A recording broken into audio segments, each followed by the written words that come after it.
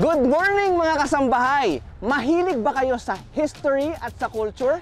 Dahil ang trip natin ngayon ay magbabalik tanaw tayo sa dating US Air Force Base na matatagpuan dito sa Clark, Pampanga.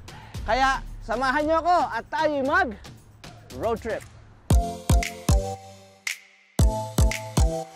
Ayan na mga kasambahay, so we have now entered Clark Freeport Zone na ngayon ay isa na sa mga sentro ng negosyo dito sa Pilipinas.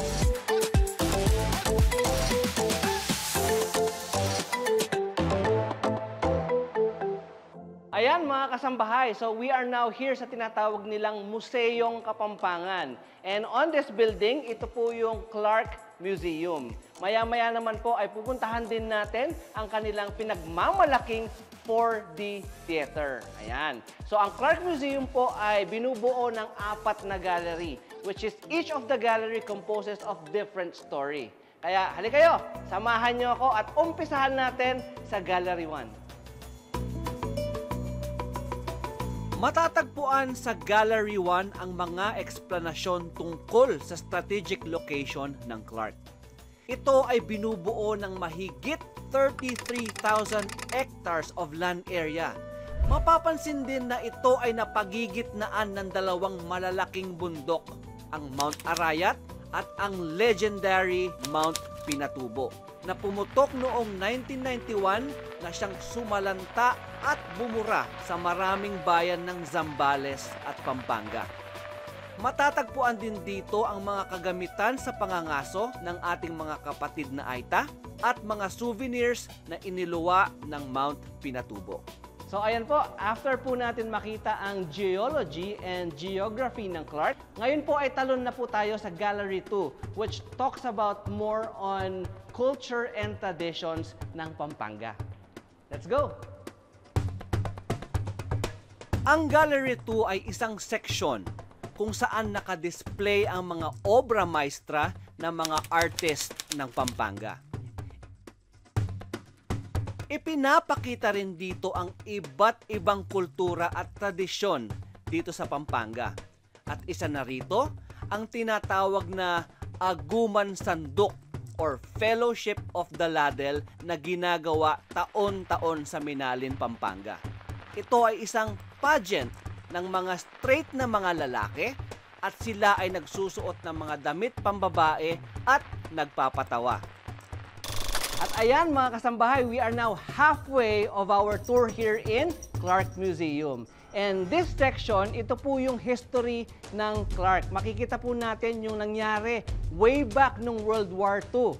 Kaya halika kayo, samahan nyo ako at i-explore natin ang Gallery 3. Dito, makakakita tayo ng mga bombshells, ammunitions, rifles, at mga kasuotan na ginamit noong panahon ng giyera.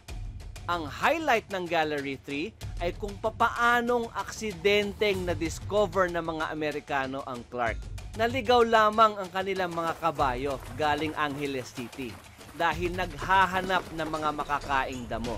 Matatagpuan din dito ang huling suot na damit ng dating Pangulong Manuel Rojas Sr. nang atakihin siya sa puso pagkatapos ng kanyang speech dito mismo sa Clark. And finally mga kasambahay, we are now down to the last gallery, which is yung Gallery 4. At dito, makikita natin ay yung modern Clark. What is Clark today? Tignan natin at i-explore natin ang Gallery 4. Sa Gallery 4, ito na yung conversion from an American airbase to a Filipino Special Economic Zone. Then eventually, ito ay ginawa ng Clark Freeport Zone. So now, Clark is a tourist and business destination area. Bale, dito po mga kasambahay ay makaka-avail tayo ng mga tickets. Ito po ay for PWDs, senior citizens at mga estudyante. Libre po ito mga kasambahay. At itong other set of tickets naman po ay kung mag-a-avail kayo ng museum only or 4D theater only. At ito naman po ay for combination of both. Ayan. So 100 per attraction, 200 po kung dalawa. Okay, so ngayon naman po, I-try natin yung 4D theater nila. Let's go!